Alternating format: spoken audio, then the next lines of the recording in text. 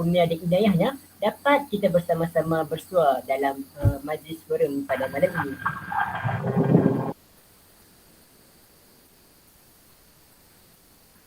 Hadirin yang dihormati, sebelum saya memperkenalkan ahli-ahli panel kita yang segak bergaya dan cantik lagi menawan pada hari ini, izinkan saya untuk memberi serangkap pantun. Kayu dibelah di tepi paya, sampai di baruh gelap gelita. Lahirnya Rasulullah membawa cahaya, menerangi seluruh alam semesta. Sesungguhnya kelahiran junjungan besar Nabi Muhammad SAW yang merupakan khatimul anbiya dinanti-nantikan oleh sekalian makhluk. Kelahiran baginda membawa sinar cahaya yang menerangi kegelapan jahiliah. Baginda memandu hati dan jiwa dengan menjunjung Islam sebagai penunjuk arahnya.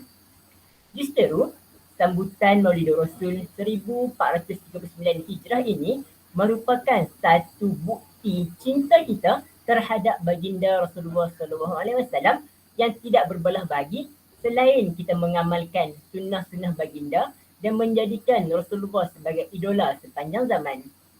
Baiklah sidang hadirin, sebelum kita menelusuri dengan lebih mendalam topik perbincangan pada malam ini, moleklah kiranya kita memperkenalkan kedua-dua ahli panel kita pada malam ini. Sebab kata orang tak kenal maka tak cinta. Jadi ahli panel kita yang pertama iaitu Ustaz Rizwan bin Ja'far Al-Hafiz. Selamat datang Ustaz, apa khabar? Baik, Alhamdulillah. Alhamdulillah. Seterusnya, panel kita yang kedua ialah Ustazah Dr. Saidah binti Haris. Selamat datang Ustazah, apa khabar? Selamat datang, terima kasih banyak. Assalamualaikum warahmatullahi wabarakatuh. Alhamdulillah sihat. Terima kasih kepada kedua-dua panel kita kerana sudi datang pada malam ini untuk memberikan buah fikiran mereka, untuk melontarkan buah fikiran mereka. Seterusnya, usai salam perkenalan daripada semua ahli panel, kembali kita kepada topik forum kita iaitu tentang forum Maulidur Rasul ini. Sidang hadirin yang dihormati, apakah sebenarnya yang kita faham tentang sambutan Maulidur Rasul ini? Adakah kita menyambutnya hanya disebabkan oleh orang ramai menyambutnya? Bagi menjawab persoalan ini, izinkan saya mengajukan soalan pertama kepada ahli panel pertama kita iaitu Ustaz Rizwan bagi memberikan atau melontarkan buah fikiran Ustaz mengenai perkara ini. Dipersilakan Ustaz.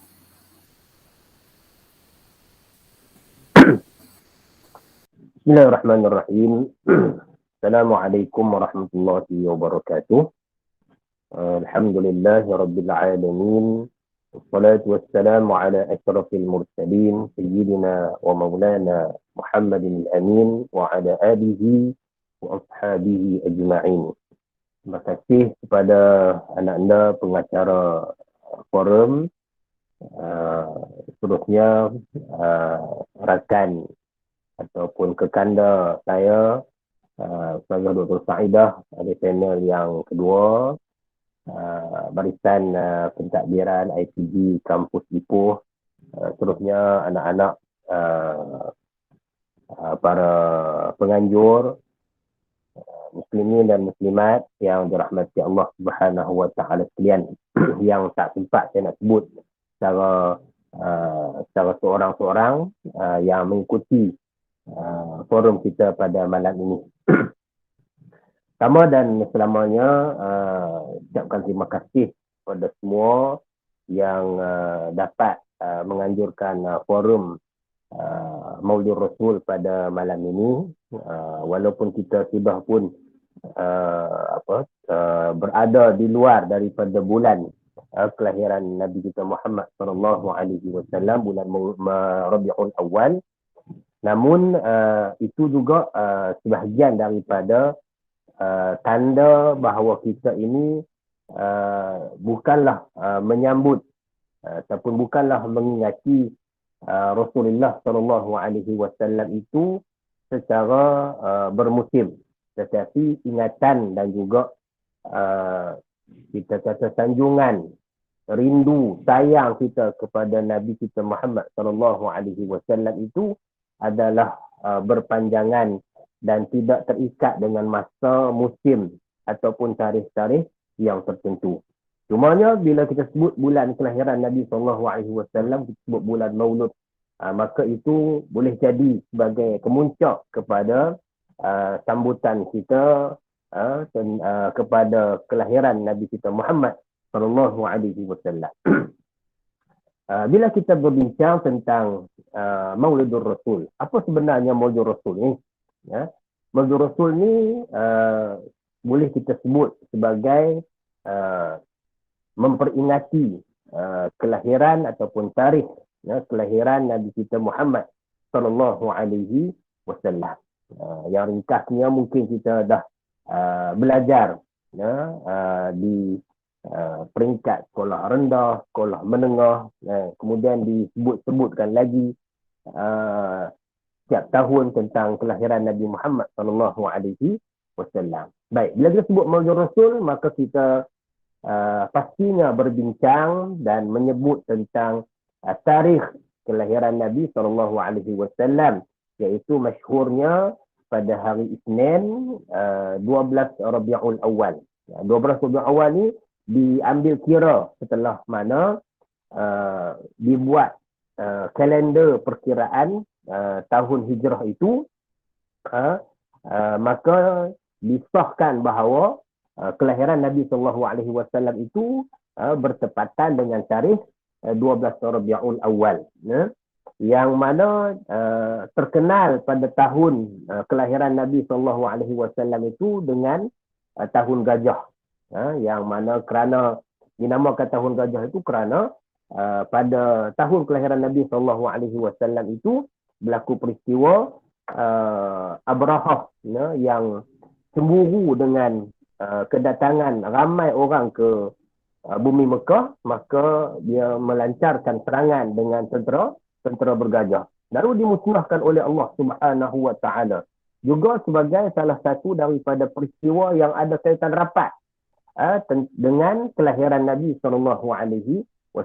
So, bila kita bincang tentang Maulid Rasul, kita tidak dapat lari berbincang tentang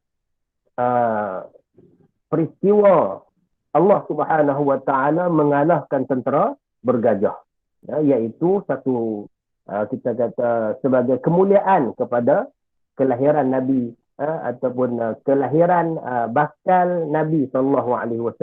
Maka makna akan berlaku kelahiran Nabi SAW. Jadi Allah telah menunjukkan bahawa betapa hebat dan betapa mulianya Nabi yang bakal lahir ini, sehingga sebelum baginda SAW dilahirkan pun sudah ada kehebatan ataupun kita kata dia tak nama mukjizat, tetapi dinamakan seperti irhasat. Dalam bahasa Arab itu irhasat, makna peristiwa-peristiwa yang menunjukkan kehebatan Nabi sebelum daripada Nabi SAW dilahirkan lagi. Maknanya bila berlaku peristiwa serangan oleh tentera bergajah itu, Allah gagalkan. Itu menunjukkan bahawa Nabi yang bakal lahir ini adalah Nabi yang hebat. Sehingga serangan yang dibuat sebelum kelahiran Nabi pun sudah dipatahkan oleh Allah Subhanahu wa ta'ala. Kemudian bila kita bincang tentang Maulid Rasul ini, maknanya kita berbincang juga tentang peristiwa-peristiwa ajaib yang berlaku semasa kelahiran Nabi SAW. Iaitu peristiwa semasa kelahiran Nabi pun. Semasa kelahiran Nabi diriwayatkan dalam satu hadis bahawa Nabi SAW dia dilahirkan, ibu Nabi mengatakan bahawa ketika aku melahirkan, ketika Nabi dilahirkan, keluar cahaya daripada bawahku sehingga menerangi sampai ke kota-kota, ke istana-istana di Syam. Maknanya begitu kita kata bersinarnya kelahiran Nabi SAW, sehingga cahaya dapat dilihat daripada jauh apa yang terjadi di rumah kelahiran Nabi SAW, yang pada hari ini dikatakan rumah kelahiran itu telah pun dijadikan sebuah perpustakaan di Makkah Al-Mukarramah.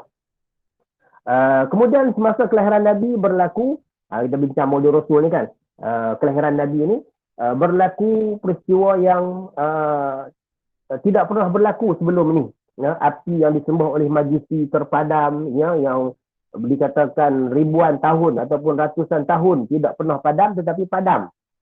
Kemudian bergegar, ada yang kata bergegar, ada kata bergoyang, ada yang kata runtuh, ya, istana, tiang istana Kisra Parsi, ya, kemudian gereja, ya, di sekitar Buhairah, Bahirah, ya, nanti kita akan jumpa nanti cerita Bahirah itu semasa Nabi SAW dalam perjalanan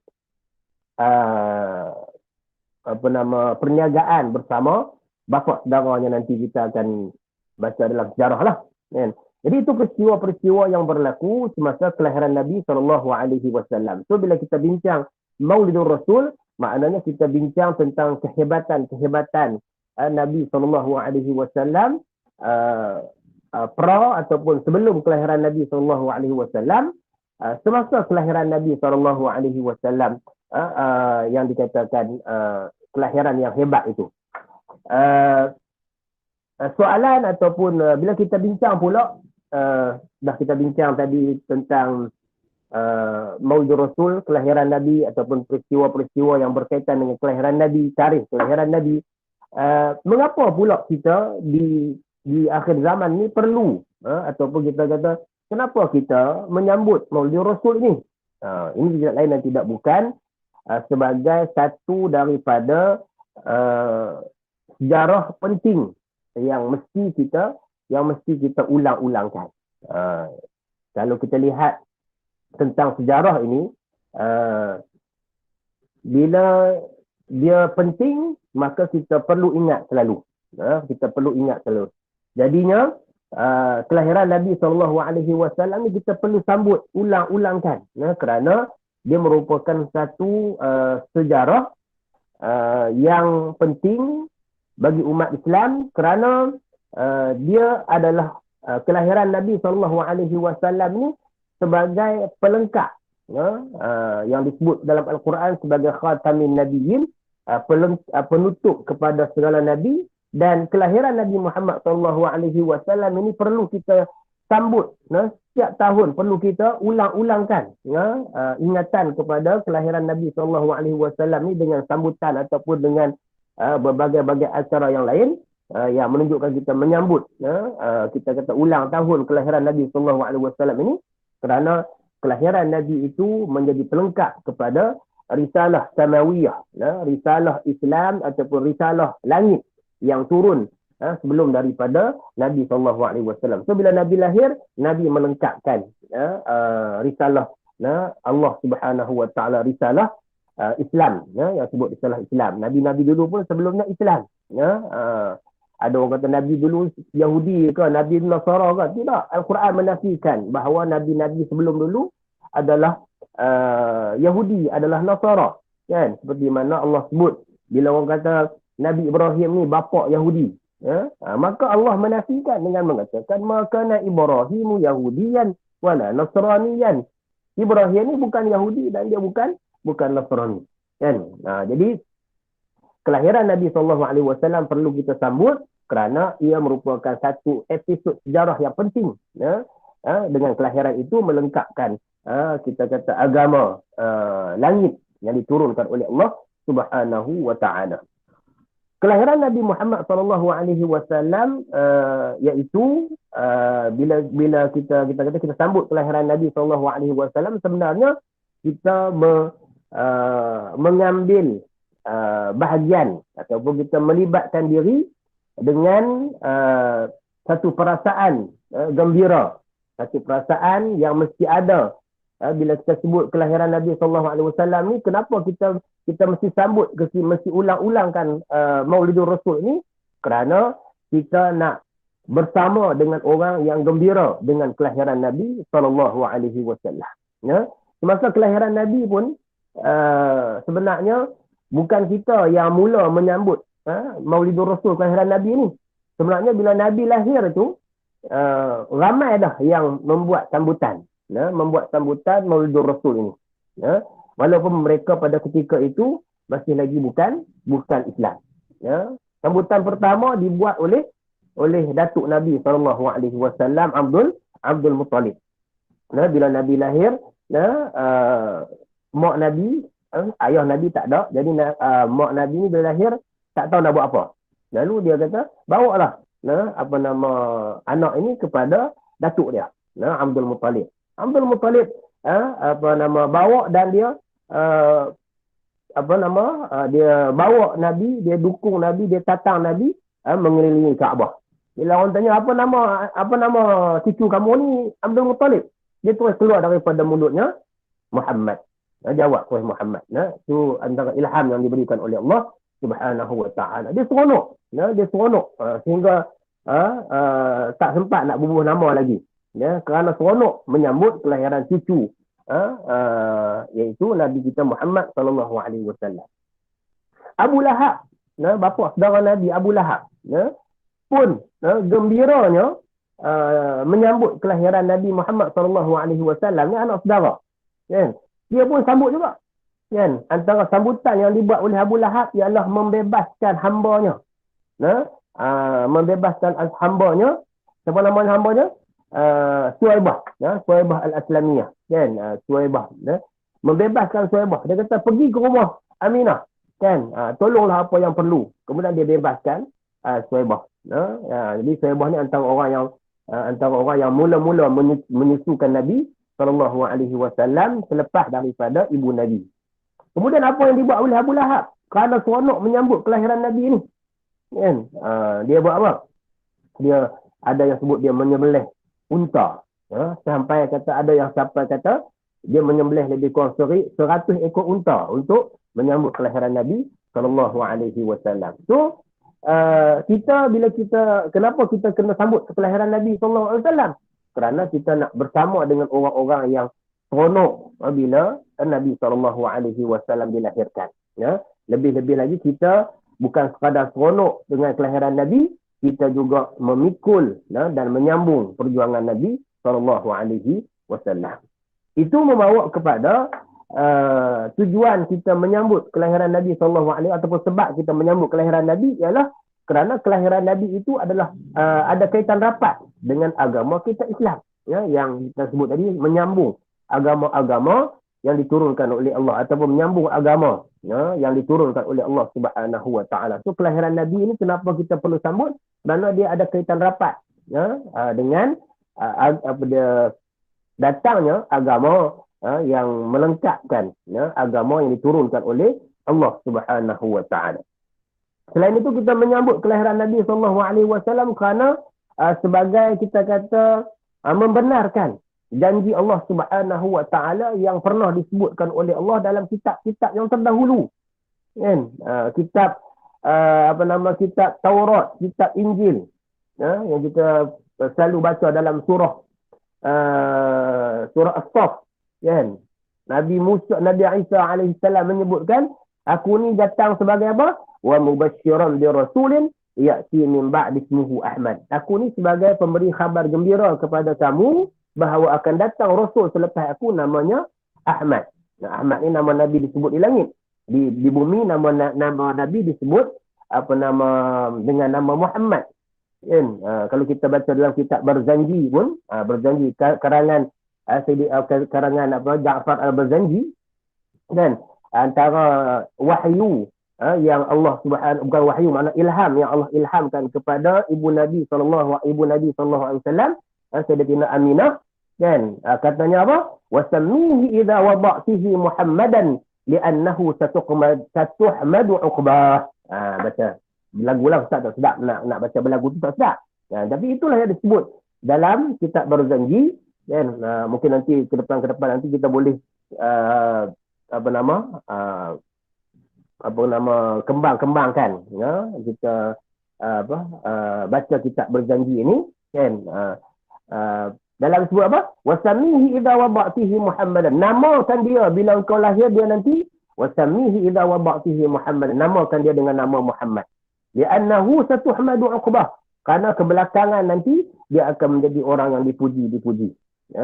Maknanya Nabi ini terpuji. Jadi bila kita sambut kelahiran Nabi SAW, kita membenarkan janji Allah Subhanahu Wa Taala dalam kitab yang terdahulu bahawa akan lahir seorang Nabi namanya Muhammad SAW. Dan akhir sekali, kenapa kita sambut kelahiran Nabi SAW? Kan tidak lain dan tidak bukan untuk sentiasa menghidupkan. Kita kata mungkin ada di kalangan sahabat-sahabat kita, kawan-kawan kita yang kurang kenal, bukan tak kenal, kenal Nabi SAW. Tapi bila kita buat sambutan Abdul Rasul, kita bincang tentang Nabi SAW dari pelbagai sudut, maka menambahkan kepada kita untuk lebih kenal kepada Nabi SAW, seperti yang disebutkan oleh anak-anak pengerusi tadi, bahawa tak kenal maka tak cinta. Jadi saya rasa itu sebahagian ataupun tambah sedikitlah yang dapat Ustaz kongsikan untuk pusingan yang pertama ini. Terima kasih kepada anak-anak pengurusi majlis. Jadi Ustaz serah balik kepada pengurusi untuk diteruskan forum kita ini, insya-Allah. Assalamualaikum warahmatullahi wabarakatuh. Waalaikumsalam warahmatullahi wabarakatuh. Sidang hadirin yang dihormati, demikianlah tadi penjelasan tentang maksud dan sebab kita sebagai umat Islam perlu menyambut Maulidur Rasul ini. Terima kasih saya ucapkan kepada ahli panel pertama kita. Seterusnya, seperti yang kita ketahui bahawa Allah telah menurunkan Rasulullah SAW sebagai pemimpin dan petunjuk kita untuk hidup dalam alam ini. Dan dikatakan bahawa Rasulullah merupakan rahmat untuk sekalian alam. Apakah yang dimaksudkan oleh Allah Subhanahu Wa Taala apabila menyebutkan Rasulullah merupakan rahmat sekalian alam? Mohon ahli panel kedua kita, iaitu Ustazah Dr. Sa'idah binti Haris, untuk memberikan hujah dan penerangan tentang persoalan saya ini. Dengan segala hormatnya dipersilakan Ustazah. Assalamualaikum warahmatullahi wabarakatuh. Alhamdulillah wa syukrulillah wassalatu wassalamu ala rasulillah.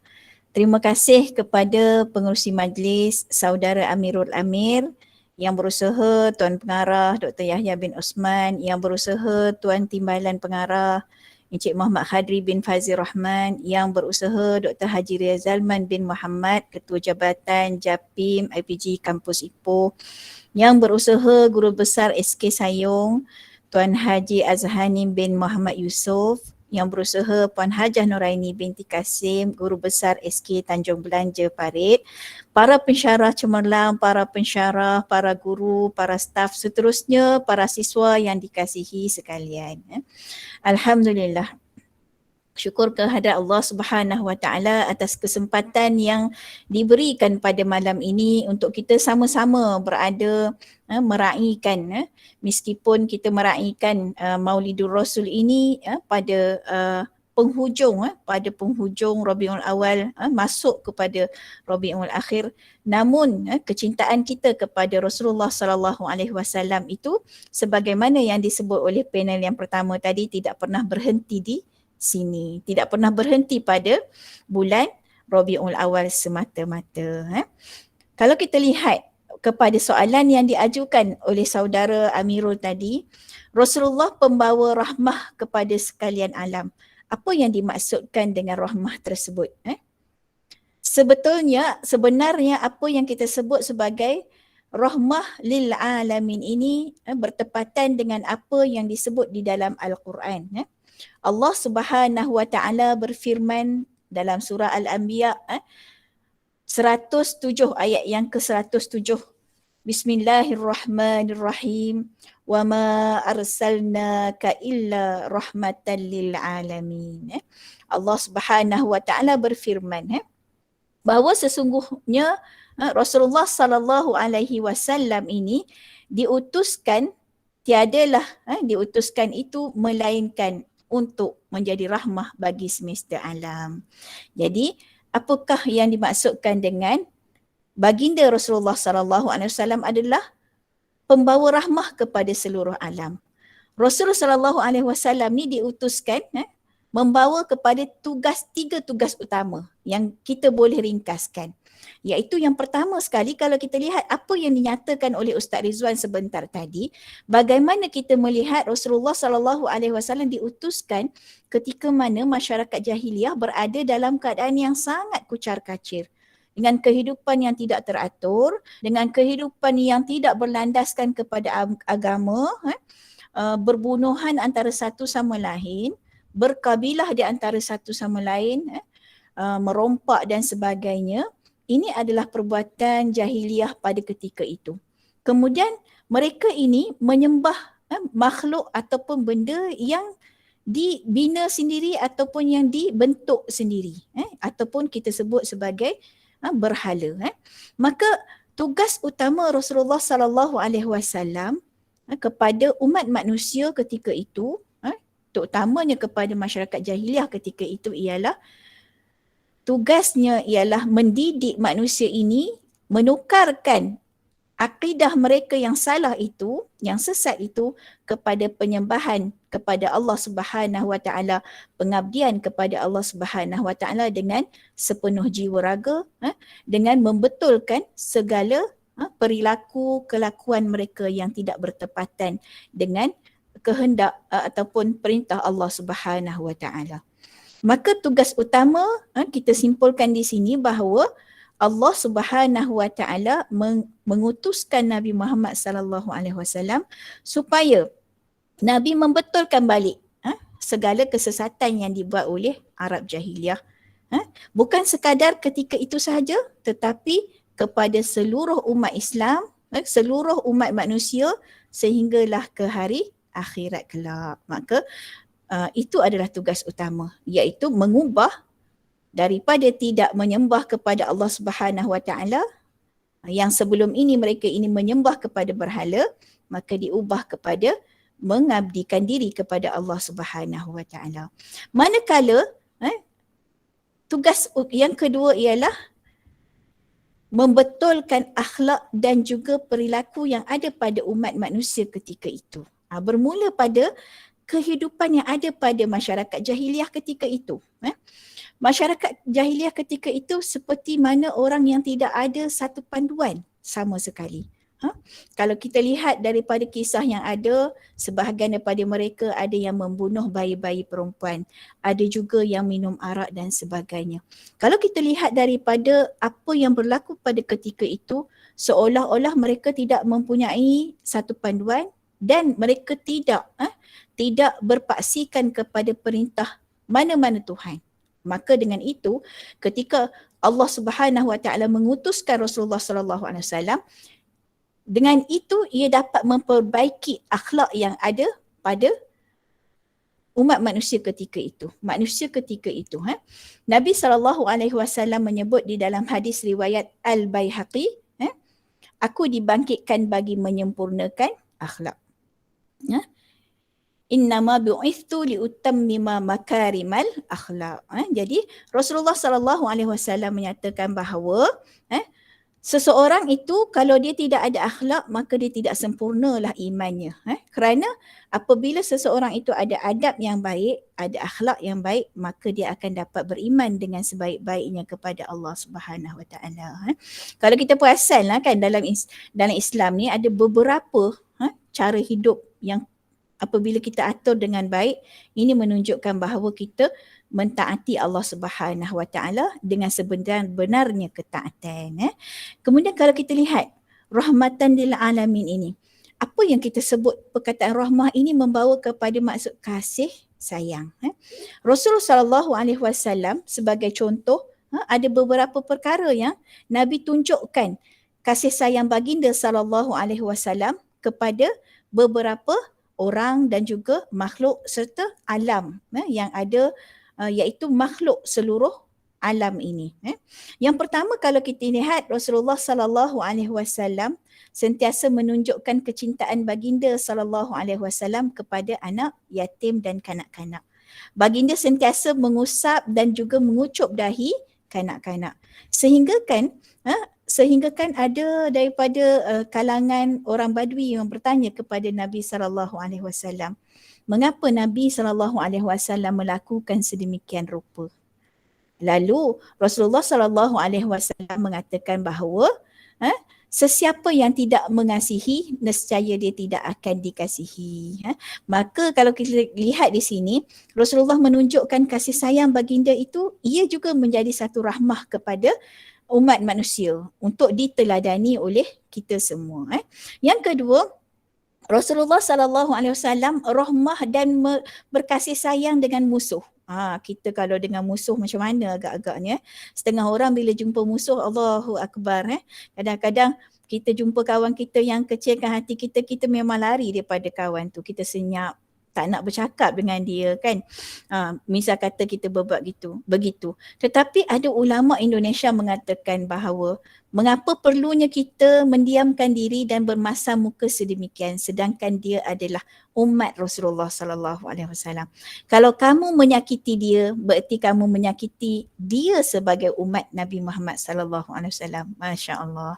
Jadi lebih baiklah kita memberikan kemaafan sebagaimana Rasulullah sallallahu alaihi wasallam sentiasa memberikan doa buat musuh dan juga memaafkan musuh baginda Nabi sallallahu alaihi wasallam. Ia menjadi satu tunjuk ajar bahawa adanya kasih sayang Rasulullah terhadap musuh.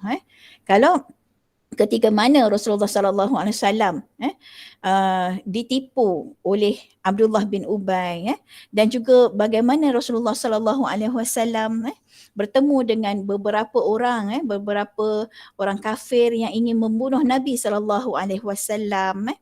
Ketika itu Nabi sallallahu alaihi wasallam membalas balik dengan keadaan yang sangat berlemah lembut.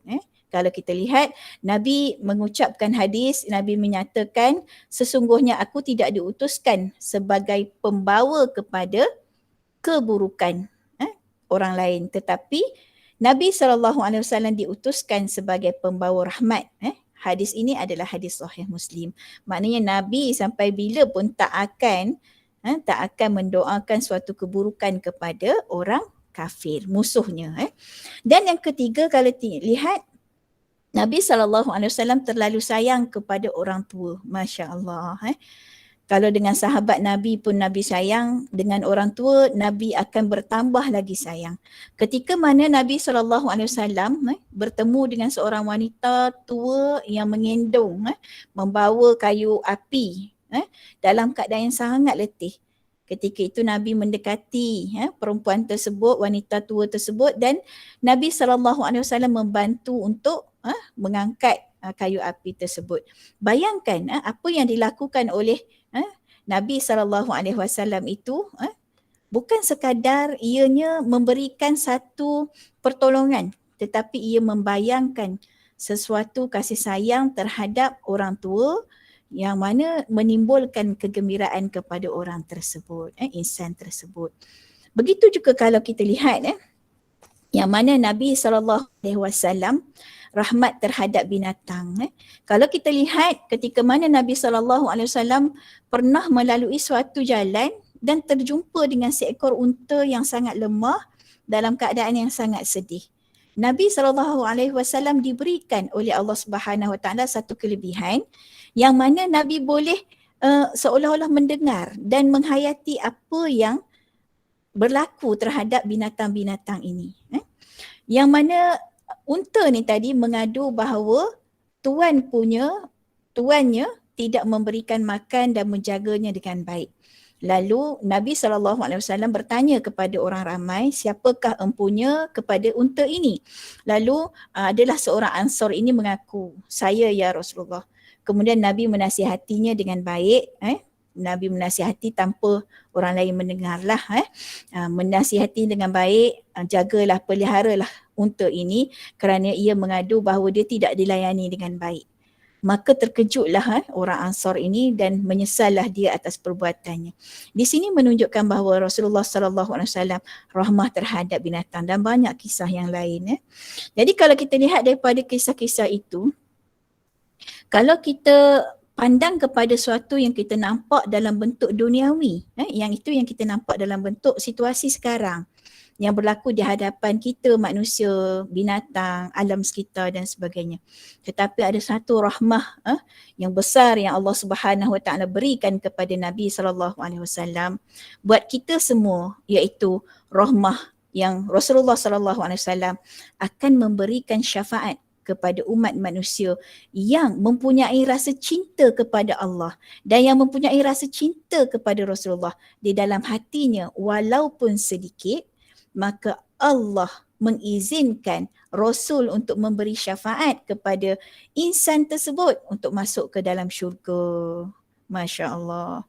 Rahmah inilah rahmah yang terbesar yang Allah Subhanahu Wa Taala kurniakan. Bayangkan kalaupun seseorang itu dia buat dosa sebesar mana sekalipun, tapi kerana ada cinta kepada Allah dalam hatinya dan ada setitis, walaupun setitis cinta kepada Rasulullah SAW di dalam hatinya, maka dengan izin Allah, Rasulullah SAW memberikan syafaat kepada insan tersebut, lalu semua umat Nabi Muhammad SAW berada di dalam syurga Allah Subhanahu Wa Taala. Jadi dengan itu saudara rasa cukuplah dulu untuk pusingan yang pertama. Kita serahkan semula kepada saudara Amirul. Terima kasih. Wabillahi taufiq wal hidayah. Wassalamualaikum. Dipersilakan saudara Amirul. Waalaikumsalam warahmatullahi wabarakatuh. Terima kasih atas penjelasan yang panjang lebar itu tadi. Saya yakin bahawa penjelasan itu tadi mampu membantu orang ramai untuk mengenali lebih mendalam mengenai Rasulullah SAW. Selanjutnya, kita sebagai umat Islam memang telah diajar untuk mencintai Rasulullah sejak dari kecil lagi. Tetapi situasi dan keadaan kita berbeza dengan sahabat-sahabat Rasulullah kerana sahabat-sahabat Rasulullah dan orang-orang terdahulu dapat berjumpa dan mengenali serta melihat cara Rasulullah menyampaikan dakwah dan sikap Rasulullah yang mampu menarik minat ramai orang untuk mengenali dengan lebih mendalam mengenai agama Islam. Jadi persoalan saya kepada panel pertama kita iaitu Ustaz Ridwan, apakah cara terbaik untuk kita semua sebagai umat Islam yang hidup pada masa kini untuk membuktikan rasa cinta kita kepada Rasulullah SAW? Dipersilakan Ustaz. Terima kasih kepada anak-anak pengurusi majlis, hadirin hadirat yang mengikuti forum kita pada malam ini. Bila kita sebut cara terbaik untuk kita membuktikan cinta kepada Rasulullah SAW ini, maka kita tidak dapat lari untuk menyebutkan bila soal cinta ini kita tidak dapat lari, dia adalah berkaitan dengan soal hati dan soal hati. Kerana kalau kita lihat orang sebut lambang cinta itu, orang biasa buat lambang love, lambang cinta tu kan. Maka kalau kita tengok orang menunjukkan rasa cinta ni dengan menyebut, membuktikan cinta itu pertamanya dengan cara bercakap ataupun dengan cara menyebutkan bahawa aku cinta padamu, kemudian mengeluarkan kata-kata, ungkapan-ungkapan yang kita kata ungkapan-ungkapan yang begitu besar, demi cinta lautan api sanggup kurenangi, akan ku genggam bara hingga jadi debu. Itu antara lirik lagu cinta lah. Ya. Jadi lebih besar lagi lah kita kata, kalau kita nak menunjukkan cinta kita kepada Rasulullah SAW. Sebenarnya dia tidak ada perbezaan. Dia tidak ada perbezaan yang besar antara menunjukkan cinta bagi orang yang melihat Rasulullah SAW pada zaman sahabat, yang sempat melihat Rasulullah, sempat bersama dengan Rasulullah, dengan kita yang tidak dapat melihat ataupun tidak pernah melihat Rasulullah SAW. Sebenarnya cara menunjukkan cinta itu sebenarnya tidak ada perbezaan yang ketara. Dia lebih kurang sama sahaja cara menunjukkan cinta kepada ataupun cara membuktikan bahawa kita cinta kepada Rasulullah SAW. Cumanya para sahabat ni bila mereka melihat Rasulullah di hadapan mata, maka cinta mereka itu boleh dibuktikan ataupun sudah dibuktikan kepada Rasulullah SAW sendiri. Maka tempat jatuhnya cinta itu. Macam kita nak cinta kepada Rasulullah tak nampak, kan? Kita hanya kita kata kalau istilah hari ini kita panggil bercinta jarak jauh lah, kan? PJJ, percintaan jarak jauh, kan? Ada kata apa nama? Pendidikan jarak jauh. Kalau cinta, percintaan jarak jauh. Jauh sungguh kerana kita kita jauh daripada Rasulullah dan kita juga tidak pernah bertemu dengan Rasulullah SAW. Namun caranya seperti yang saya sebutkan tadi, caranya adalah lebih kurang sama. Kerana kita mengikut satu panduan cara untuk kita cinta kepada Rasulullah SAW yang diajar oleh Allah Subhanahu Wa Taala. Ini cara nak buktikan kita cinta kepada Rasulullah SAW. Caranya diajar oleh Allah Subhanahu Wa Taala. Makanya cinta kita bukan cinta sebarangan. Cinta kita ni kepada Rasulullah diajar oleh Allah Subhanahu Wa Taala. Seperti ayat 157 suratul A'raf. Kalau silap ayat tu minta maaf tapi dia surah A'raf juga.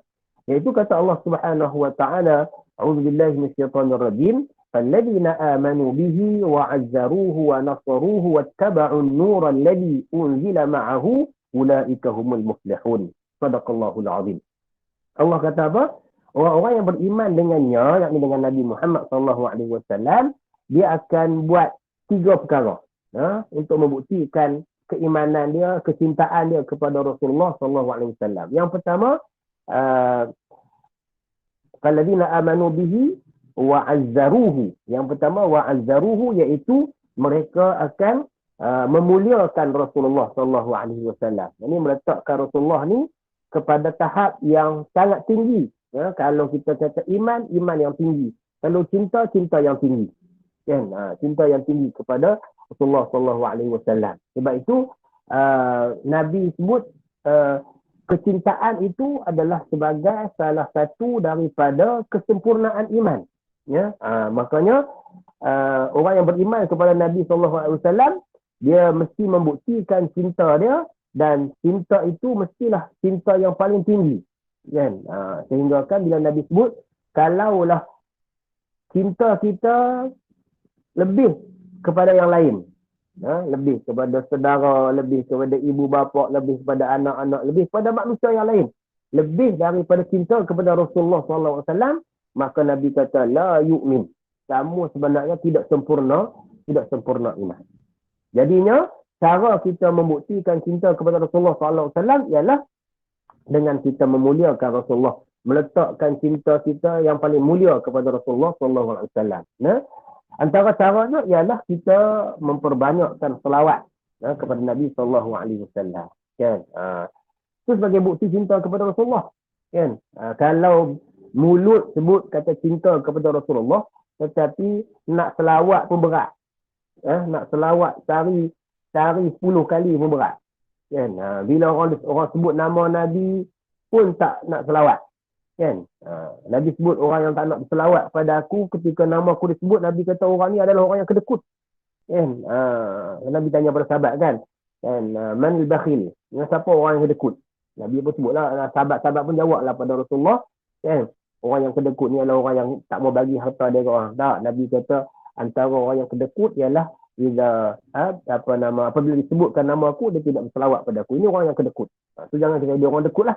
Kan? Kita memuliakan Nabi SAW dengan memperbanyakkan selawat kepada baginda sebagai tanda kita cinta kepada Nabi, membuktikan cinta kita kepada Nabi, banyakkan selawat kepada Nabi SAW.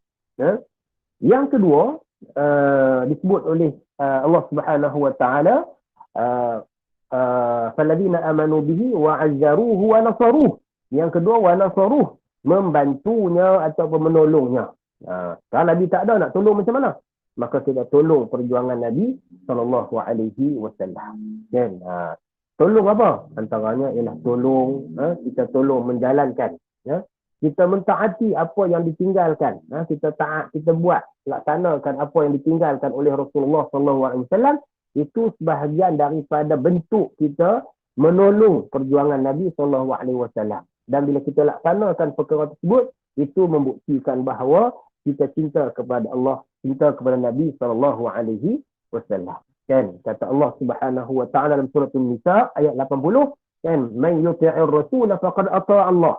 Kan siapa yang taat kepada Rasul menunjukkan dia taat kepada Allah Subhanahu wa taala. Jadi taat kepada Rasul itu adalah bukti sebagai kita bukti kita cinta kepada Rasulullah sallallahu alaihi wasallam. Kan sambut perjuangan baginda. Kan kita melaksanakan apa yang ada dalam Islam ni pun sebenarnya sebagai menyokong perjuangan yang ditinggalkan oleh Nabi SAW. Kita sambut pusaka peninggalan baginda SAW iaitu perjuangan Islam. Islam ni dia bukan semata-mata hadiah, semata-mata anugerah, tetapi dia adalah kita kata perjuangan yang perlu kita sambung dan kemungkinan tak habis kita perjuangan kita ini akan disambung oleh generasi-generasi yang akan datang sampailah hari Allah Subhanahu wa taala menamatkan tempoh ataupun ajal dunia ini, maka akan disambung perjuangan itu sampailah ke hari kiamat. Orang yang menyambung perjuangan Nabi SAW adalah orang yang membuktikan cinta dia kepada Nabi SAW. Seterusnya, yang ketiga ialah wattaba'un nur, iaitu mengikut nur. Mengikut nur ni makna ulama-ulama menafsirkan bahawa yang dikatakan mengikut cahaya. Mengikut cahaya ni maknanya mengamalkan sunnah Nabi SAW. Kan? Sesiapa yang mengamalkan sunnah Nabi inda fasadin nas, ketika manusia dalam keadaan yang rosak, maka dia akan mendapat pahala mati syahid. Dia tidaklah mati syahid tetapi dapat pahala syahid kerana hebatnya dia boleh mengamalkan sunnah Nabi SAW. Kan ketika orang jarang, kita lihat orang jarang mengamalkan sunnah Nabi SAW, dia mengamalkan sunnah Nabi SAW. Bukan payah pun sunnah Nabi, kan? Sunnah Nabi makan, makan dengan tangan kanan. Dah buat dah Ustaz, alhamdulillah. Kan kita sudah pun melaksanakan sunnah Nabi SAW, kan? Makan dengan tangan kanan, kemudian bismillahnya, doanya, kemudian suap dengan suapan yang ganjil. Yang ni belum lagi Ustaz. Maka kita cubalah, kan, suap yang ganjil. Kalau Nabi dulu, Nabi suap roti, suap kurma, buah tamat. Jadi bolehlah kira dengan bilangan ganjil. 1 kurma. Kalau 2, ambil 3. Boleh bilangan yang ganjil sebagai sunnah Nabi. Tapi kalau kita makan nasi Ustaz, makan nasi tak ada masalah, kira suapan itu, kan. Lebih tinggal ke Ustaz? Tinggal membazir. Itu juga bukan sunnah Nabi. Sunnah Nabi tidak membazir. Maka kita makan. Letakkan nasi dalam pinggan kita itu mengikut keperluan kita. Kan? Ada orang dia tak kasi sukat. Dia tak kasi sukat berapa banyak dia nak makan. Akhirnya, dia makan separuh jalan, tinggal. Itu membazir. Itu bukan sunnah Nabi SAW. Kan?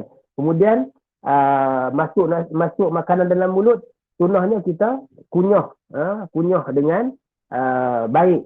Kemudian barulah kita telan. Itu sunnah Nabi SAW. Minum air dengan juga tegukan yang ganjil dan sebagainya. Kan? Itu antara sunnah Nabi dalam makan. Sunnah Nabi dalam berpakaian. Sunnah Nabi dalam banyak sunnah Nabi yang ada, yang kita tidak mungkin mengetahuinya, melainkan kita berbincang tentang Maulidur Rasul ni, insya-Allah kita akan sedikit mengetahui dan menambahkan kita kata koleksi sunnah Nabi yang boleh kita amalkan. Sebenarnya cabaran besar untuk mengamalkan sunnah Nabi di akhir zaman ini. Sebab itu hadis Nabi menyebut, kata amal sunnah Nabi di akhir zaman ini seperti menggenggam bara api, kan? Tak genggam sunnah Nabi, kan? Nak kena jaga. Tapi kalau genggam, panasnya, kan? Orang akan kutuk, alah, kan, nak tunjuk alim lah kan, apa dah simpan janggut kat rumah kau, tak ada pisau cukur ke contohnya kan. Tapi dalam keadaan memang itu akan berlaku. Apa pakai jubah-jubah ni, apa pakai serban ni kan, orang perempuan apa tutup aurat ni, tak up to date langsung lah. Fashion yang tak up to date, fashion yang kolok ketinggalan. Itu cabaran-cabaran yang kita terima. Apa pakai kayu sugi, macam-macam. Akan disebut kepada kita bila kita mengamalkan sunnah Nabi SAW. Itu cabaran-cabaran yang ada. Maka bila kita kata menyahut cabaran itu untuk mengamalkan sunnah Nabi SAW, insya-Allah itu sebagai salah satu daripada cara membuktikan cinta kita kepada Nabi SAW. Kemudian dicadangkan oleh ulama, ya, cara kita membuktikan cinta kepada Nabi SAW ialah menghidupkan rasa rindu kepada Rasulullah SAW dan ingin sekali bertemu muka dengannya, ingin sekali melihatnya. Kan? Ustaz teringat dulu ada satu rancangan. Rancangan dia, tajuk dia, kamu boleh cari dalam internet pun ada. Rasa YouTube ada lagi. Ya? Boleh cari dalam internet. Tajuk rancangan dia Laukana Bainana. Ada nasyid dia. Ya? Laukana Bainana. Ya? Dia ada satu rancangan Laukana Bainana. Kan? Antaranya yang dia punya host dia tu pergi temu ramah. Pergi temu ramah orang.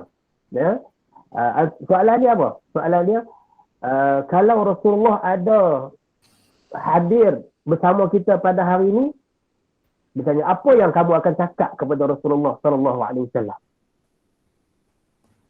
Orang yang ditemu ramah tu, dia tak boleh jawab soalan yang ditanya tu. Kerana apa? Kerana bila dia dengar soalan tu, kalau Rasulullah ada sekarang ni di depan kamu ni, kamu nak cakap apa kepada Rasulullah? Kamu nak cakap apa? Dia tak nak cakap. Dia tak nak jawab soalan tu. Kan? Yang ada ialah air mata. Kan? Suara yang tertahan kerana rindu kepada Rasulullah SAW. Ini perasaan yang mesti ada dalam diri kita. Sebagai tanda kita cinta kepada cinta kepada Rasulullah SAW ialah kita suburkan rasa rindu kepada Rasulullah SAW. Dan rindu sebagaimana pensannya Sayyidina Bilal ketika dijemput oleh Sayyidina Umar Al-Khattab dengan perintah aku sebagai Amirul Mukminin datang ke Madinah. Kan? Sayyidina Bilal oleh kerana dia patuh bahawa seorang rakyat mesti taat kepada pemimpin, dia datang ke Madinah. Dia datang ke Madinah, cucu Rasulullah sebut kepada Sayyidina Bilal, kami rindu azan. Maka Sayyidina Bilal kata, ini permintaan daripada cucu Rasulullah, aku tak boleh nak tolak. Azan. Bila azan, asyhadu an la ilaha illallah, okey lagi. Bila sampai asyhadu anna Muhammadar Rasulullah, pensan terus. Sebab apa? Bukan kerana dia tua, bukan kerana ada kencing manis darah tinggi, bukan.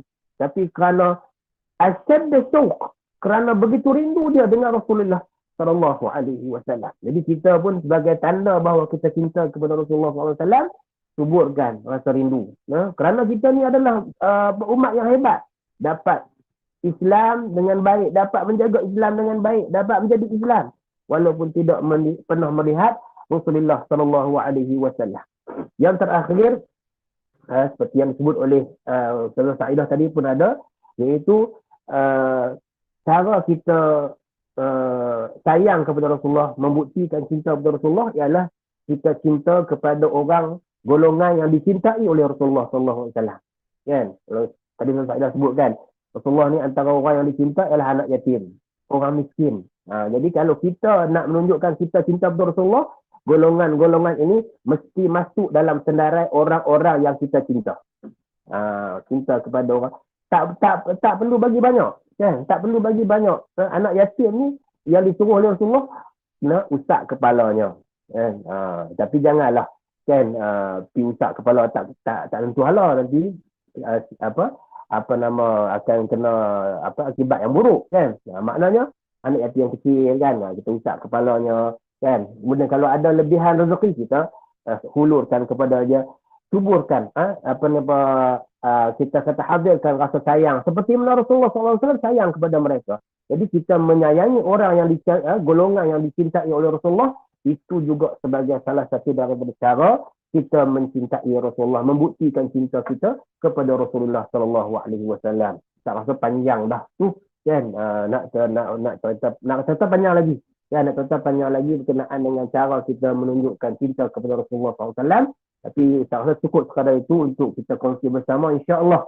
Ya, jika ada lain masalah lain ketika lagi, insya-Allah kita boleh kita berbincang dan kita boleh berkongsi lagi, insya-Allah. Jadi saya serah balik kepada pengurusi Amirul untuk meneruskan forum kita. Terima kasih. Assalamualaikum warahmatullahi wabarakatuh. Waalaikumsalam warahmatullahi wabarakatuh. Terima kasih diucapkan kepada Ustaz Ridwan. Hadirin sekalian, marilah kita suburkan rasa rindu kepada Rasulullah SAW dengan cara kita mengamalkan sunnah-sunnah baginda. Seterusnya, semoga dengan penjelasan daripada Ustaz Ridwan sebentar tadi, kita boleh memperbaiki diri untuk meletakkan cinta kita kepada Rasulullah Nabi Muhammad SAW dengan rasa cinta yang setinggi-tingginya. Hadirin dan hadirat yang dihormati Allah, kita sering mengetahui tentang kisah Rasulullah SAW yang telah menyepadukan kaum Ansar dan kaum Muhajirin untuk mewujudkan keamanan dan ketenangan dalam kehidupan masyarakat. Daripada kisah itu, kita dapat lihat keluhuran peribadi Rasulullah sendiri yang memikat penduduk kota Madinah untuk taat setia kepada baginda dan agama baru mereka, iaitu agama Islam. Dalam hal ini juga, kita mengetahui banyak isu-isu atau berita yang tersebar tentang perpecahan sesuatu masyarakat disebabkan oleh tiada kefahaman atau salah faham. Dengan ini, persoalan yang saya ingin tujukan kepada panel kedua kita, iaitu Ustazah Sa'idah, adalah bagaimana kita boleh jadikan Rasulullah SAW sebagai ikon dan panduan buat kita semua untuk membina perpaduan dalam kalangan masyarakat pada masa kini. Dipersilakan Ustazah. Baik, terima kasih banyak kepada saudara Muhammad Amirul atas soalan yang diajukan kepada Ustazah. Alhamdulillah, dalam pusingan kita yang kedua ini kita akan berbicara tentang soalan bagaimanakah kita boleh mengambil Nabi SAW, yakni Rasulullah SAW sebagai role model kita dalam kehidupan kita seharian.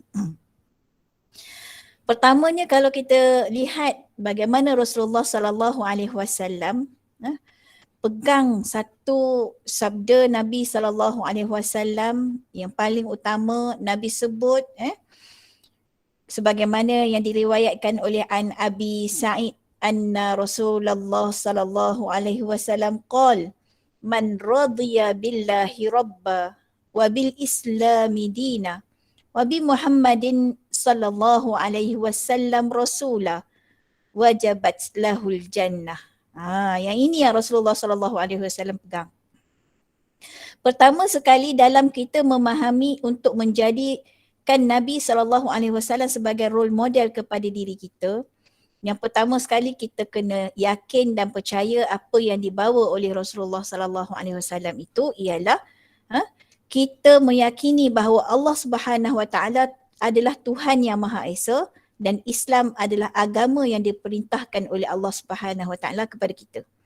Maka dengan itu kita sebut di sini bahawa pertama sekali apabila nak ambil Rasulullah sebagai role model, maka kita kena terima dengan meredai jiwa kita bahawa Allah Subhanahu wa taala dan juga Islam dan juga Rasulullah sallallahu alaihi wasallam adalah menjadi satu keredaan dalam hati kita. Kita kena reda dulu yang pertama sekali. Sebab itulah yang dianjurkan oleh Rasulullah sallallahu alaihi wasallam. Maknanya yang pertama sekali kita kena ikut dalam hati kita, kena ikhlas reda terhadap Allah dan juga Islam. Kemudian dan apa yang disampaikan oleh Rasulullah sallallahu alaihi wasallam. Maka kita sambung dengan hadis tadi. Kemudian sahabat ni bertanya, fa'ajiba laha Abu Sa'id. Abu Sa'id ni terkejut, tanya pada Rasulullah sallallahu alaihi wasallam. bagaimana redha kepada Allah Subhanahu Wa Taala dan juga Islam itu dan juga kepada Rasulullah sallallahu alaihi wasallam. Aidaha alayya ya Rasulullah. Abu Sa'id bertanya, tolong ulang perkara tadi kepada saya wahai Rasulullah. Maka Rasulullah pun sebut, Rasulullah sebut fa'adaha alaih thumma qala wa ukhra yarfa'ullahu biha lil 'abdi mi'ata darajatin fil jannah. Ma baina kulli darajatain kama baina as-sama'i wal ard. Masya-Allah. Rasulullah sallallahu alaihi wasallam menyebut ada satu lagi amalan yang Allah Subhanahu Wa Taala cinta dengan amalan tersebut. Yang mana Allah akan mengangkat darjat hamba-Nya yang mengamalkan dengan akhlak tersebut dengan 100 darjat di dalam syurga kelak. Yang mana amalan itu, darjatnya itu adalah seperti di antara langit dan bumi. Masya Allah. Jauhnya bumi dengan langit. Kita kalau kita nak lihat bintang di langit pun kita kena pakai teleskop.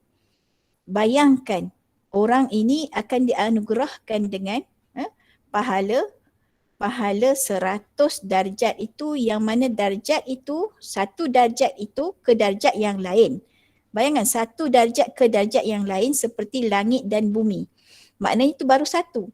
Kalau 100 darjat sebagaimana dalam hadis ini disebut, rawahul Muslim, yang mana darjat tersebut langit dan bumi itu baru satu. Kalikan dengan 100. Masya Allah. Besar. Terlalu besar dan terlalu luas darjat tersebut. Qala wa ma hiya ya Rasulullah. Bertanya lagi Abu Sa'id tadi. Kemudian Nabi SAW menyebut qala al-jihadu fi sabilillah. Masya Allah. Al-jihadu fi sabilillah ini di sini bermaksud bahawa kita jihad bukan setakat jihad di medan perang, tetapi jihad terhadap hawa nafsu kita dan juga bagaimana menetapkan akidah kita kepada Allah Subhanahu Wa Taala. Kita kena jaga, akidah kita. Meskipun kita kata kita lahir dah sempurna dah beriman kepada Allah Subhanahu Wa Taala, tapi kita harus hati-hati kerana di luar sana banyak musuh yang sentiasa menjerumuskan umat Islam ke dalam perkara kemaksiatan sehingga menjadikan seseorang itu mendekati perangai fasik. Ini yang kita kena tolak. Maknanya kalau kita nak jadikan Nabi SAW sebagai role model, perkara pertama kita kena buat redha terhadap Allah, Islam dan Rasulullah dan berjihadlah untuk mencapai redha tersebut. Bukan mudah. Tetapi itu adalah sesuatu yang kita perlu capai. Kita perlu hadapi. Dan apa yang kita boleh buat sebagai amalan kita untuk kita sentiasa mendekatkan diri kita kepada Allah Subhanahu Wa Taala dan mencintai Nabi sallallahu alaihi wasallam, sebagaimana kita selalu berselawat, tetapi sebahagian daripada orang selain daripada berselawat dia nak tambah lagi amalan dia. Apakah ayat-ayat yang dia boleh gunakan untuk diamalkan? Antara ayatnya yang kita biasa gunakan untuk memberikan kekuatan kepada jiwa kita supaya kita dapat meneladani bagaimana perjuangan Rasulullah sallallahu alaihi wasallam. Kita baca ayat ini. Bismillahirrahmanirrahim. Laqad ja'akum rasulun min anfusikum azizun alaihi ma anittum harisun alaikum bil mu'minina raufur rahim. Laqad ja'akum rasulun min anfusikum azizun alaihi ma anittum harisun alaikum bil mu'minina raufur rahim. Fa in tawallaw faqul hasbiyallah la ilaha illahu alaihi tawakkaltu wa huwa rabbul arsyil azim. Sesungguhnya telah datang kepadamu seorang rasul dan kaummu sendiri.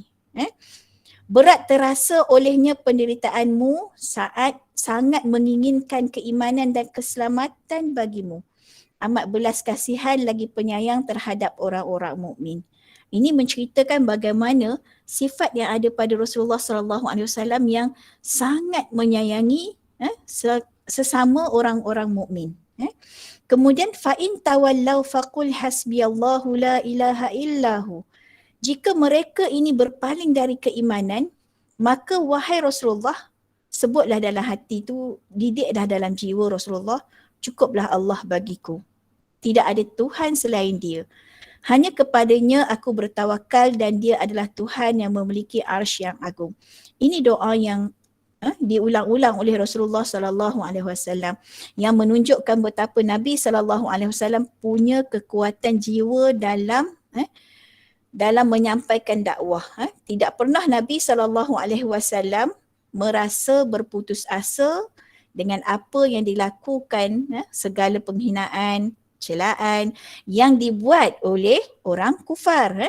Nabi SAW sentiasa freshkan diri itu dengan segala zikir, ibadah dan sebagainya, seperti mana yang Allah Subhanahu Wa Taala firmankan di dalam surah At-Taubah ini.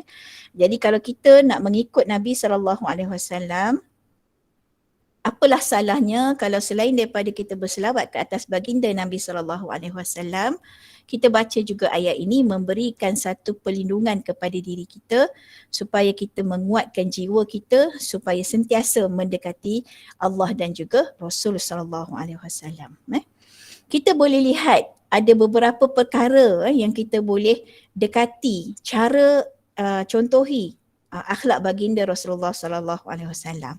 Yang pertama tadi yang kita sebut redha dengan Allah, Islam dan juga Rasulullah sallallahu alaihi wasallam.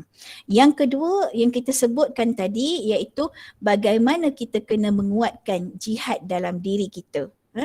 Dalam kita melawan hawa nafsu kita, dalam kita melawan rasa malas kita, dalam kita menjadi seorang pelajar yang mencapai kepada tahap berjihad dalam ilmu. Juga segala kegiatan ini disebut sebagai jihad fi sabilillah. Yang ini kita boleh sandarkan dengan membaca zikir-zikir yang menguatkan hati kita, termasuklah ayat Al-Quran tadi dalam surah At-Taubah. Kemudian yang ketiganya kalau kita lihat, Nabi SAW bersikap pemurah.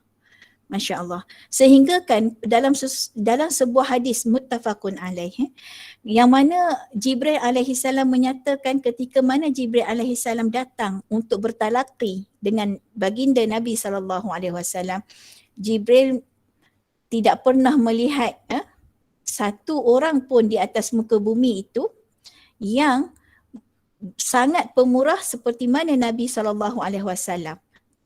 Sifat pemurah yang ada pada baginda Nabi SAW ini terlalu lembut, lebih lembut daripada desiran angin yang halus. Masya Allah. Apa maksudnya tu? Maksudnya Nabi SAW sifat pemurahnya itu terlalu ikhlas sehingga kan ianya seperti satu hembusan angin yang sangat mendamaikan. Masya Allah. Sehingga kan setiap orang yang mendekati baginda SAW akan merasakan bahawa Nabi terlalu memberikan kasih sayang baginda dengan penuh rasa kelembutan. Masya Allah. Macam mana nak tiru tu ya? Orang kata, susahnya Ustazah nak tiru. Yelah kan, kita ni manusia, bagaimana kita nak melihat kepada baginda SAW, kita tak mampu nak lihat kan, secara fizikal tak mampu nak lihat. Tapi bila kita baca daripada hadis Nabi SAW, Rasulullah SAW sangat pemurah, melakukan kebajikan melebihi angin yang berhembus. Maksudnya kalau kita lihat angin berhembus pun lembut, keluarnya lembut, maksudnya ikhlas-ikhlasnya. Kemudian angin yang berhembus ini lalu secara perlahan dan sentiasa lalu. Tetapi Nabi SAW memberikan kebajikan itu lebih laju daripada angin yang berhembus. Maksud di situ lebih banyak Nabi bagi kebajikan berbanding dengan angin yang sedang berhembus. Di situ kalau kita lihat di situ bagaimana Nabi SAW sangat pemurah. Pemurah yang bagaimana? Lihatlah tadi apa yang kita ceritakan. Dengan wanita tua pun Nabi bantu untuk angkatkan kayu api. Dengan kanak-kanak yang tidak ada makanan pun Nabi berikan makanan. Lebih daripada itu Nabi sentiasa memberikan ilmu kepada, mengajarkan Al-Quran dan juga hadis kepada para sahabat. Inilah yang kita irikan dan kita patut contohi supaya kita menjadi insan yang sentiasa mengamalkan, memberikan ilmu kepada orang lain. Meskipun kita rasa letih, kita rasa kawan kita tanya macam mana nak buat assignment ni, kita pun rasa macam tak boleh lah nak tolong kan. Tapi kita ambil masa di mana masa yang kita mampu, maka kita pesan kat kawan kita, kita ada masa sekian-sekian dan masa sekian-sekian itu akan kita berikan kepada dia. Dengan itu kita dapat mendidik diri kita supaya menjadi orang yang pemurah dalam bidang ilmu, insya-Allah. Kemudian yang keempatnya, Nabi SAW sangat beradab ketika menjamu makanan. Ini yang telah disebutkan oleh Al-Fadhil Ustaz Ahmad Rizwan sebentar tadi. Jadi saya tak contohkan kerana masa mencemburui kita. Kemudian kalau kita lihat yang seterusnya, yang keenam, Nabi SAW sentiasa memakai pakaian yang wangi dan juga bersih. Selain daripada itu, kalau kita lihat Nabi SAW memakai pakaian jubah yang lebih diutamakan pakaian berwarna putih, warna kelabu dan juga warna hijau. Ini yang diceritakan di dalam Syama'il Muhammadiyah. Yang mana Nabi SAW mencintai warna-warna tersebut. Akan tetapi Nabi tidak gemar kepada warna yang seakan-akan berwarna jingga seperti warna-warna sami. Ada dalam hadis Nabi SAW, Nabi meminta para sahabat tidak memakai dengan warna tersebut. Nabi memalingkan wajah Nabi, tetapi bukan marah Nabi palingkan sedikit wajah Nabi ketika terlihat seorang sahabat yang memakai pakaian berwarna oranye ke arah warna sami. Dan kemudian di dalam hadis yang lain, Rasulullah SAW juga menyebut bahawa untuk pakaian yang berwarna merah, ia adalah pakaian warna yang digemari oleh asyayatin. Jadi kena hati-hati ketika kita memilih juga pakaian. Apatah lagi kalau seseorang itu memakai pakaian yang tidak bertepatan dengan apa yang digariskan oleh Nabi SAW. Misalnya, seorang lelaki berpakaian perempuan, yang perempuan berpakaian lelaki. Na'udzubillah min zalik. Kemudian ada pula tu yang berpakaian ala-ala perempuan. Dan ada juga yang berpakaian nipis tetapi labuh dan longgar. Kemudian ada pula yang berpakaian tebal tetapi ketat. Bagi seorang perempuan, kita diharamkan memakai pakaian yang sedemikian. Begitu juga kita tidak boleh berwangi-wangian sehingga lelaki terpandang kepada wangian tersebut. Yang ini golongan ketiga-tiga golongan ini yang disebut oleh Rasulullah SAW, mereka adalah golongan yang ditempatkan di dalam api neraka. Na'udzubillah min zalik. Kemudian seterusnya di dalam bab berpakaian, tidak bolehlah kita meniru pakaian daripada agama lain ataupun orang-orang kafir. Bukan setakat berpakaian tetapi juga rambut juga, mewarnakan rambut. Ini juga tidak bertepatan dengan apa yang Nabi gariskan menurut Islam. Kalau kita lihat ada di dalam hadis disebut man tashabbaha biqaumin fahuwa minhu. Maka kalau kita lihat di situ bahawa sesiapa yang menyerupai sesuatu kaum, maka dia adalah sebahagian daripada kaum itu. Jadi tak bolehlah maka nak mencontohi Rasulullah SAW, pakailah pakaian yang menunjukkan sunnah baginda SAW. Kemudian seterusnya kalau kita lihat, Nabi bersifat sebagai seorang yang berlapang dada dan pemaaf. Masya Allah. Nabi SAW sangat pemaaf sehingga kan tidak pernah bermusuhan dengan musuh-musuh yang ada. Kalau kita lihat daripada kisah baginda Nabi SAW, pasti kita akan merasakan bahawa betapa sedihnya dengan apa yang diceritakan ketika medan peperangan Nabi memaafkan para musuh yang ada. Sebenarnya memaafkan adalah sesuatu yang sangat berat dalam hidup kita. Kadang-kadang kawan kita buat salah, kita terasa sukarnya nak memaafkan. Tetapi berbalik kepada yang Ustazah sebut tadi, ulama Indonesia tersebut, maafkanlah dia kerana Allah, maafkanlah dia kerana dia umat Rasulullah sallallahu alaihi wasallam. Sebutlah di dalam hati kamu, bagaimanakah aku dapat membencinya sedangkan dia adalah umat Rasulullah yang mana Rasulullah sentiasa mengasihi aku dan juga dia. Maka kalau kita lihat kepada apa yang disebut oleh ulama Indonesia itu, Masya Allah, memang berat kita nak memaafkan orang, tetapi kita akan jadi ringan dan kita akan belajar memaafkan kerana kerana Allah Subhanahu Wa Taala dan cintakan Rasulullah sallallahu alaihi wasallam. Baik, seterusnya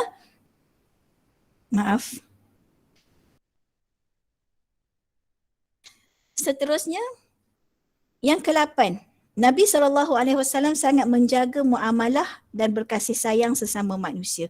Sebagaimana yang kita sebutkan sebentar tadi. Kemudian yang ke-9, Nabi SAW kuat ibadah. Yang ini contoh role model ibadah yang terbaik di atas muka bumi ada pada baginda Rasulullah SAW. Kalau kita bercerita tentang solat sunat malam, ya Allah, ada orang solat sunat 2 rakaat, alhamdulillah. Ada orang solat sunat 4 rakaat, alhamdulillah. Tapi bagaimana dia nak jadikan solat sunat itu sampai 20 rakaat tengah malam, masya-Allah. Ustazah teringat ada seorang ustaz yang mana ustaz ini almarhum ustaz ni, dia beritahu untuk dia menggalakkan dirinya untuk solat qiyamul lail di waktu malam, dia akan bangun pada pukul 3 pagi, bersegera bangun dan mandi supaya dapat menunaikan solat sunat dalam beberapa rakaat yang banyak dan mengaji dan sebagainya. Dari pukul 3 pagi tu memang dah waktunya untuk beruzlah dengan Allah Subhanahu Wa Taala. Dan Nabi SAW melarang kita melambatkan tidur malam seandainya kita tidak ada keperluan ke atasnya. Dalam satu hadis sahih, Nabi menyebut bahawa kalau tidak ada keperluan, maka tidak boleh kita tidur lambat. Berlambat-lambat ketika tidur. Nak tidur tu tidur awal. Maksudnya habis isyak dah solat, dah ngaji dah semua, dah buat tugas kita, cepat segera tidur. Kerana kita nak bangun pada pukul 3 ataupun 4 pagi supaya kita dapat lama berjaga di waktu malam. Kuat ibadah ini adalah satu kelebihan yang ada pada baginda Rasulullah sallallahu alaihi wasallam yang patut diteladani oleh kita. Sebagaimana hadis riwayat Bukhari dan Muslim, Rasulullah sallallahu alaihi wasallam apabila bangun solat malam, baginda akan berdiri sehingga kedua kakinya bengkak. Aisyah bertanya, "Wahai Rasulullah, mengapa engkau berbuat seperti ini? Padahal Allah telah mengampuni dosa-dosamu yang telah lalu dan yang akan datang." Maka Nabi SAW menjawab, "Tidak bolehkah aku menjadi hamba yang pandai bersyukur?" Masya Allah. Kalau kita lihat di sini, tidakkah kita mahu untuk menjadi hamba yang bersyukur? Kerana kita ini adalah orang yang belum dipastikan diampunkan dosa-dosa yang lalu maupun dosa yang akan datang. Baik, seterusnya kalau kita lihat di sini, mengapa kita nak menjadikan Rasulullah SAW sebagai contoh panduan? Sebenarnya kalau kita ringkaskan, kita lihat bagaimana kalau kita tidak diberikan petunjuk oleh Allah dan Rasulullah SAW, maka seseorang itu akan berada dalam kehidupan yang tidak tenang dan kucar kacir. Kalau kita lihat ketika mana kita mengambil lesen kenderaan, kita ambil lesen kereta. Kemudian habis ambil lesen kereta, kita tak guna pun panduan, buku panduan tu, kita tak ikut pun. Kalau isyarat merah, kita berhenti. Kita langgar je semua. Kalau kita rasa kita nampak jalan bengkak-bengkok, kita buat racing je kat atas jalan tu. Kalau kita masuk kenderaan, kita tak payah pakai seat belt dan sebagainya. Dan apabila kita lakukan sedemikian, ini menunjukkan bahawa perjalanan itu tidak ada dalam keadaan yang selamat kerana tidak mengikut panduan. Maka itulah yang akan terjadi kepada seseorang manusia seandainya panduan yang diberikan oleh Allah dan Rasulullah tidak diambil sebagai satu tata cara dan juga disiplin dalam hidupnya. Ia akan menyebabkan ketidakaturan yang mana tidak berlakunya disiplin dalam hidupnya, kehidupan dan juga tata cara perilakunya itu tidak bertepatan sebagaimana yang digariskan oleh Allah Subhanahu Wa Taala, dan khawatir ia akan menjerumuskan seseorang itu ke dalam kemaksiatan yang mana dilarang oleh Allah Subhanahu Wa Taala dan Rasulnya sallallahu alaihi wasallam.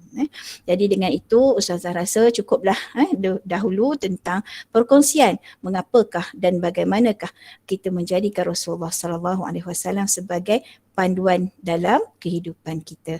Kembali kepada saudara Amirul.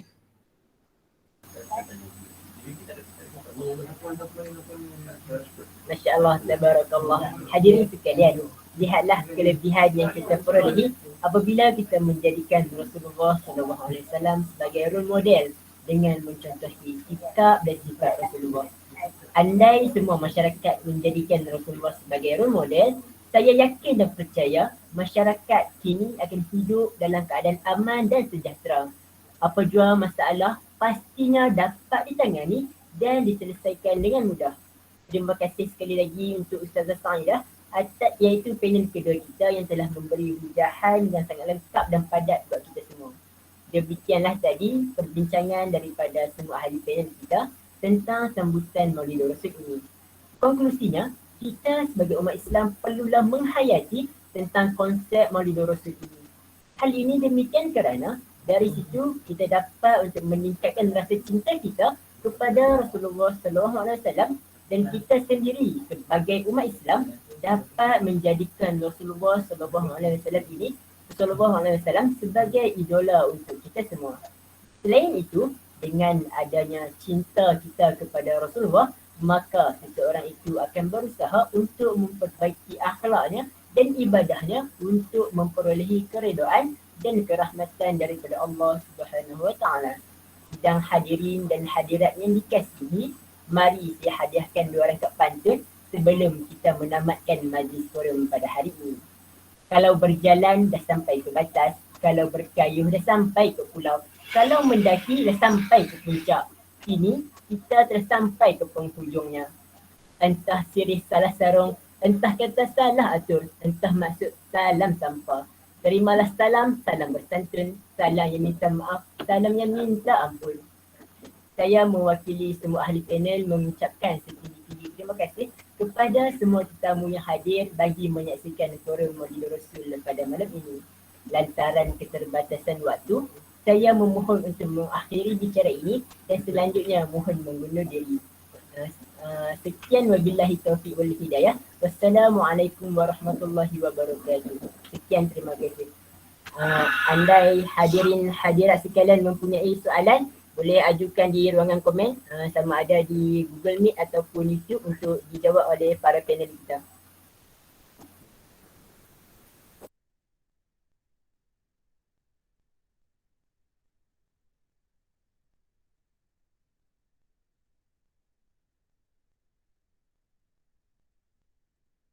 Okay, majlis kita akan bersurai dan para hadirin hadirat sekalian diharap dapat mengikut selawat ke atas Nabi yang akan diputarkan sebentar sahaja lagi.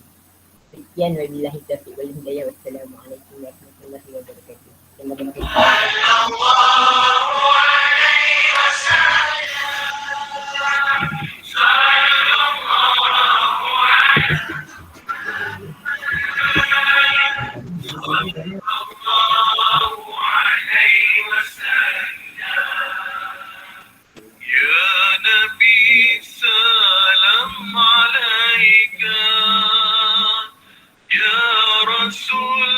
Syukran jazilan kepada saudara Amirul dan juga ahli jawatan kuasa yang betul-betul menjayakan majlis ini. Terima kasih banyak atas kehadiran semua hadirin. Assalamualaikum warahmatullahi wabarakatuh. Terima kasih. Terima kasih para panel kita pada malam ini. Majlis bersurai. Terima kasih. Terima kasih Ustaz. Terima kasih Ustazah Doktor. Terima kasih banyak Dr. Zakaria. Sila isi link kehadiran ya Doktor. InsyaAllah. Terima kasih Doktor. Terima kasih banyak Puan Manzi Raiza Terima kasih atas Ustaz kehadiran. Ahmad Terima Rizwan. kasih banyak. tak diri dulu. Ya, Assalamualaikum. Terima sama-sama. kasih Sama-sama. banyak. Pengumuman semua sila isi link kehadiran yang tertera di ruangan komen dan juga di ruangan komen di YouTube. Sekian, terima kasih.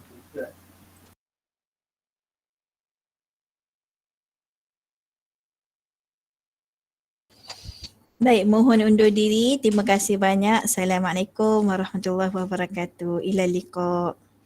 Ya, sama-sama semua. Terima kasih semua.